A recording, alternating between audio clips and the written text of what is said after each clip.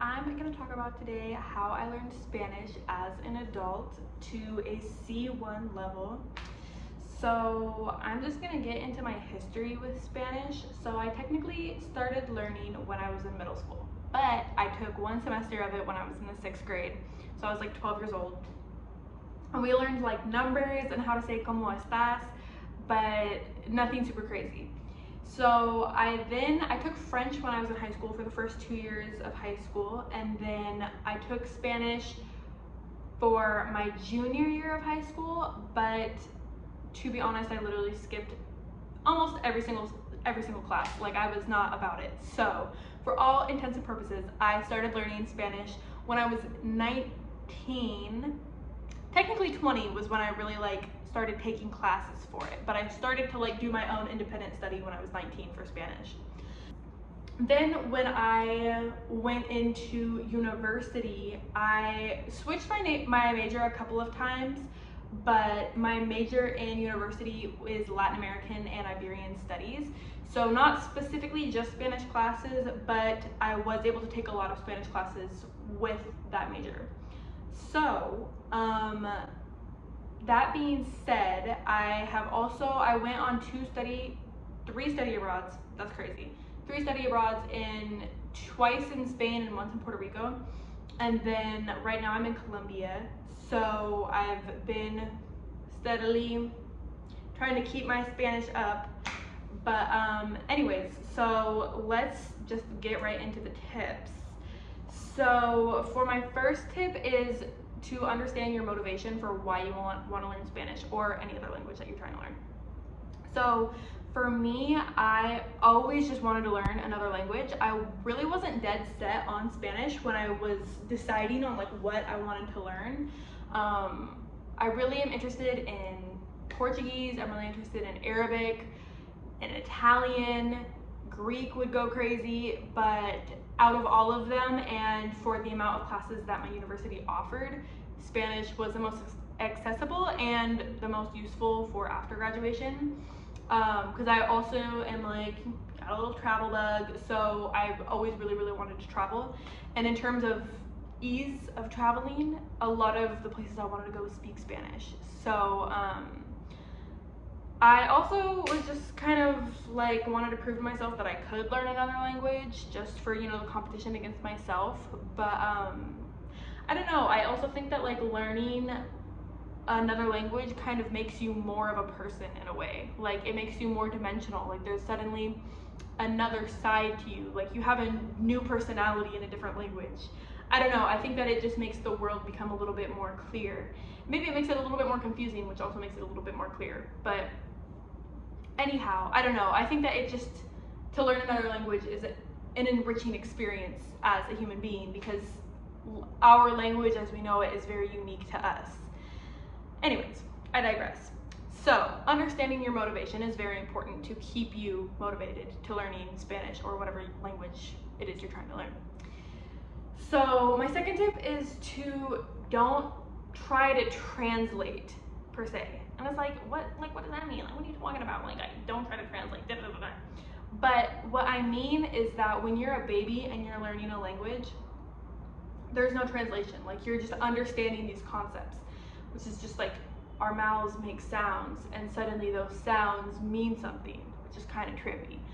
But I think by this is obviously if you can have exposure to a native speaker, that's best. And if you're very beginner, it's going to be a little bit more difficult. There's some things that you're just going to have to remember, like mesa, ventana, libro, but I think that putting sticky notes on everything, so putting sticky notes on tu campo o tu portátil, en tu mesa, en tu mochila, en tu cama, en la ducha, en el inodoro, en todos que tienes, put a sticky note.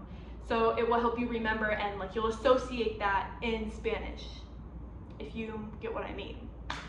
So yeah, don't try to translate, try to understand.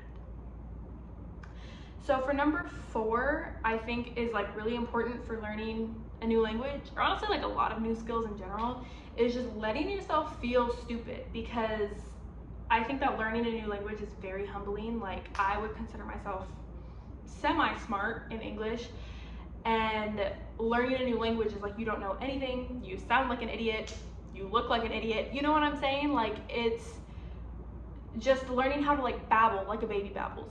I think that the study of children is very conducive to learning a language, because that's just like raw form learning, where, you know, when you see a baby, they're not like, oh, people are gonna think I sound dumb if I do this.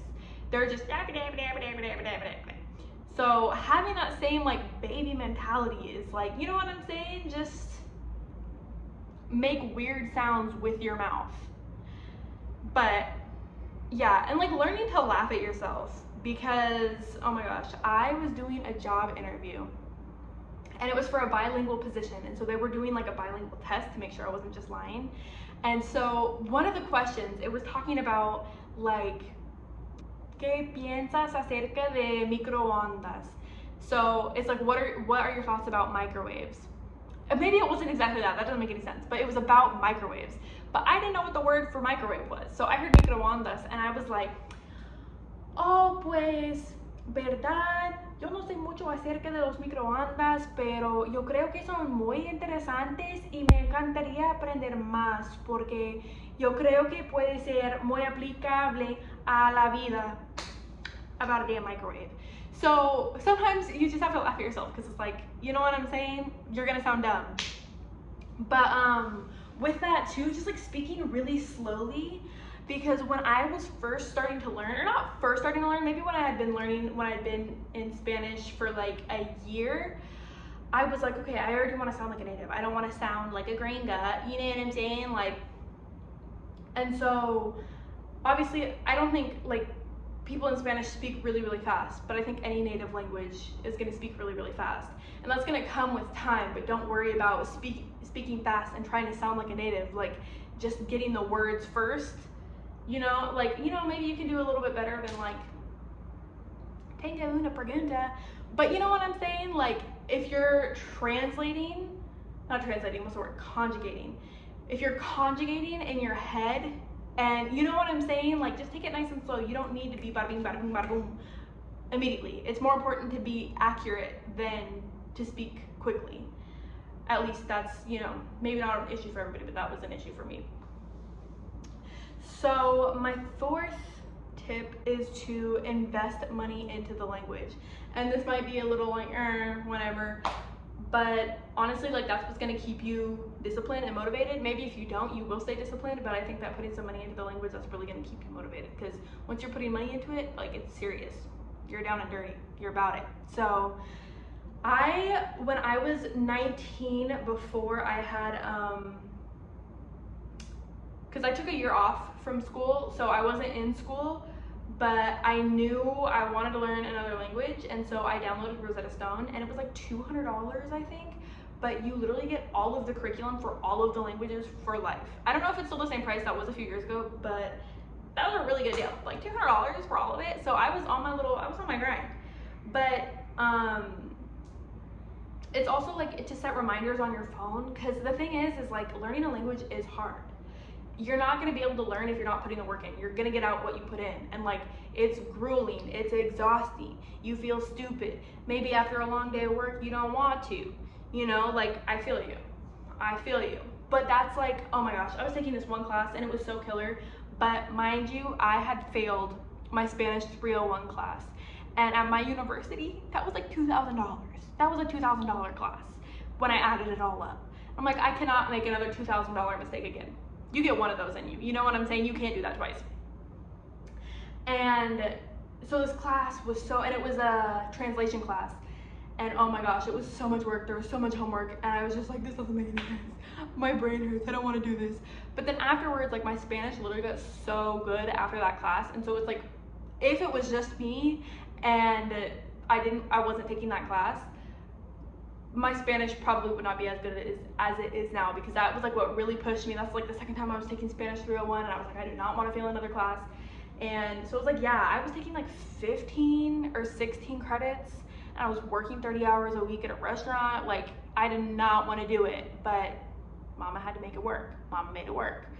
So yeah, or if like you have an accountability buddy, because that's my problem right now with trying to learn Portuguese, is I'm like, I want to learn Portuguese, and I'll start a streak on Duolingo, I'll get to like 30 days, and then I'll just stop.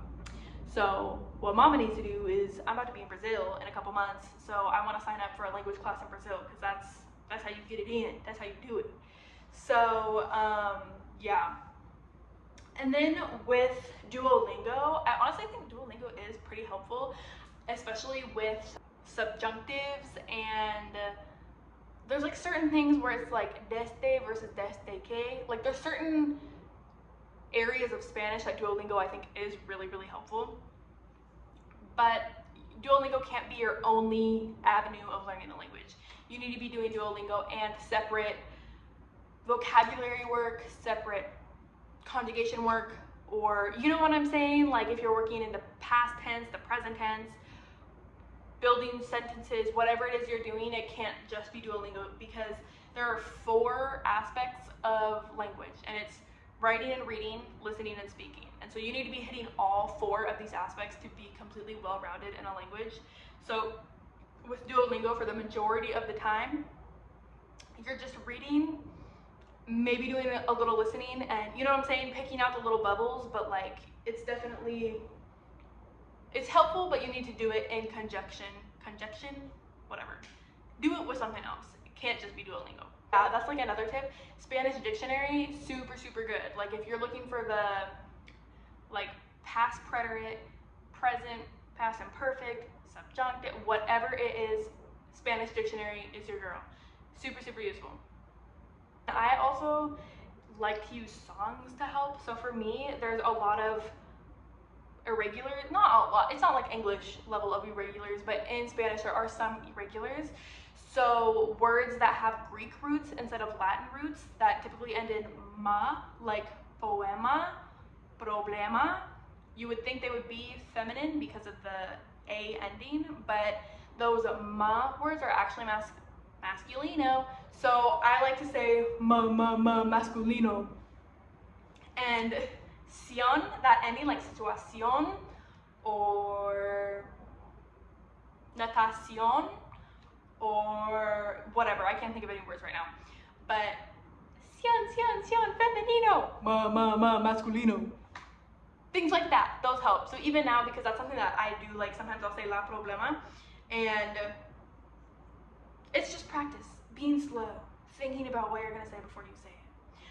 I also would like to disclose, but like honestly I think that it's kind of like no duh, like talking to somebody who's a native is obviously going to help your Spanish improve a million times over, but yeah, my man is Colombian, so I honestly think that like the classes I took when I was in school helped me get the basics and the foundations, but I think that like what really perfected my Spanish, I don't want to say my Spanish is perfect, but what really like grew my Spanish to the level now is because we talk every single day. You know what I'm saying? And we talk mostly in Spanish.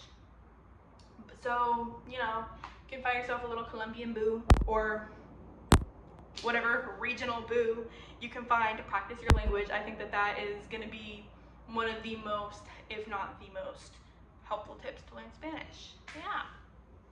Thanks for watching. I hope you got something useful out of this video, and to stay disciplined and do your Spanish homework.